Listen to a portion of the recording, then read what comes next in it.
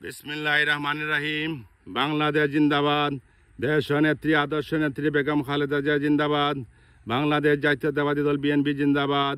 শহীদ জিয়া জিন্দাবাদ, তারেক জিয়া জিন্দাবাদ। আসসালামু আলাইকুম। হিন্দু ভাইদের প্রতি আমার আদাব। সম্মানিত জনসাধারণ, আমি আপনাদের সামনে একটি কথাই বলতে চাই।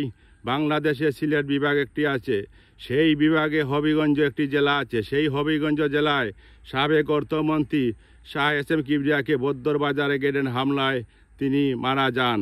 আজ পর্যন্ত উনার কোনো বিচার করা হয় নাই।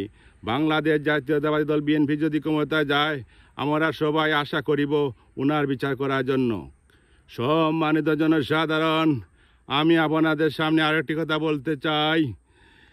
বিএনপির পক্ষ থেকে ডক্টর রেজা কিবরিয়াকে নবীগঞ্জ বাহুবল 1 আসন থেকে নমিশন দেওয়া হয়েছে।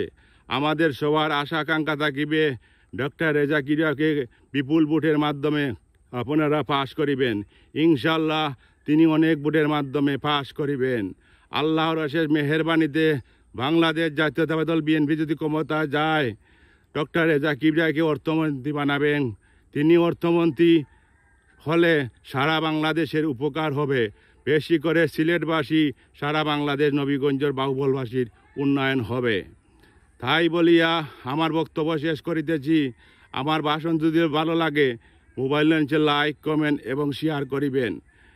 আপনারা সবাই মিলে জনাব M Tarique Rahman, doctor Reza Kibria, M Nasir Rahman হাতকে শক্তিশালী করিবেন।